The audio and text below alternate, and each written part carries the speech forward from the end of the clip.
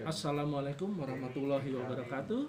Waalaikumsalam warahmatullahi wabarakatuh. Rekan-rekan sekalian, siang ini kita akan mendiskusikan satu unit kompetensi terkait dengan asesmen, yakni unit kompetensi nomor P854900.045.1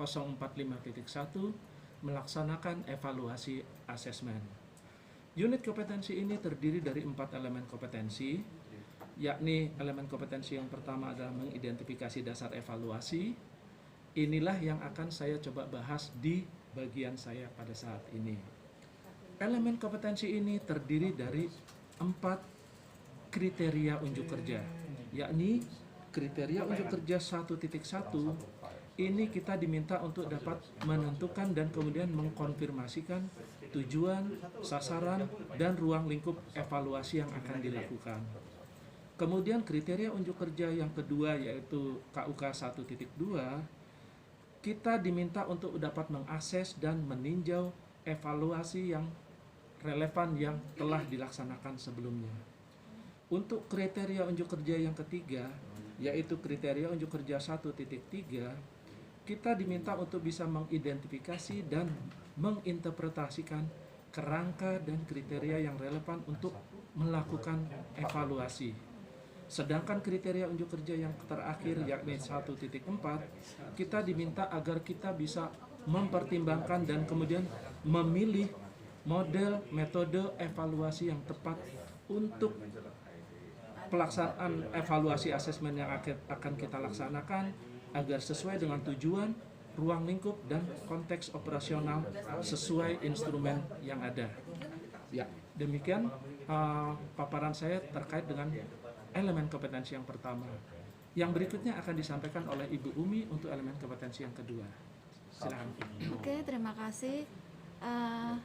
Saya akan menyampaikan mengenai elemen kompetensi yang kedua, yaitu merencanakan evaluasi layanan atau sistem asesmen. Elemen ini terdiri dari 7 KUK. Untuk yang pertama 2.1 yaitu mencari dan menyusun dokumen atau informasi organisasi yang spesifik yang diperlukan untuk kebutuhan evaluasi. 2.2 menentukan dan mengkonsultasikan personal yang akan dilibatkan dalam proses evaluasi, peran dan tanggung jawabnya. 2.3 menetapkan sumber daya untuk melakukan evaluasi. 2.4 menyusun jadwal dengan menguraikan waktu proses evaluasi. 2.5 mengembangkan strategi komunikasi untuk menginformasikan semua pihak yang terkena dampak evaluasi. 2.6 analisa risiko faktor-faktor permasalahan yang terdampak terhadap proses hasil evaluasi. Untuk KUK terakhir yaitu 2.7 mendokumentasikan rencana evaluasi tertulis dan persetujuan personal yang relevan. Untuk elemen kompetensi 3 akan disampaikan oleh Ibu Ratna.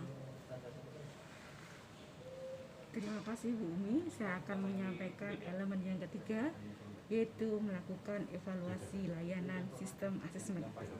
Untuk yang pertama adalah analisis dan pencatatan dokumentasi informasi organisasi spesifik yang relevan dengan fokus evaluasi sesuai dengan kriteria yang akan dievaluasi.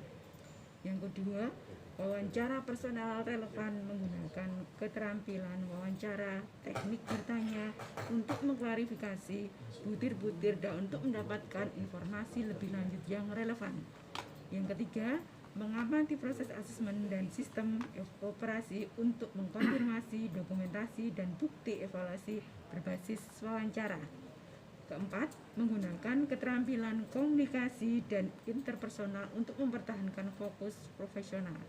Yang terakhir, mendokumentasi rekaman dan catatan sesuai dengan proses evaluasi.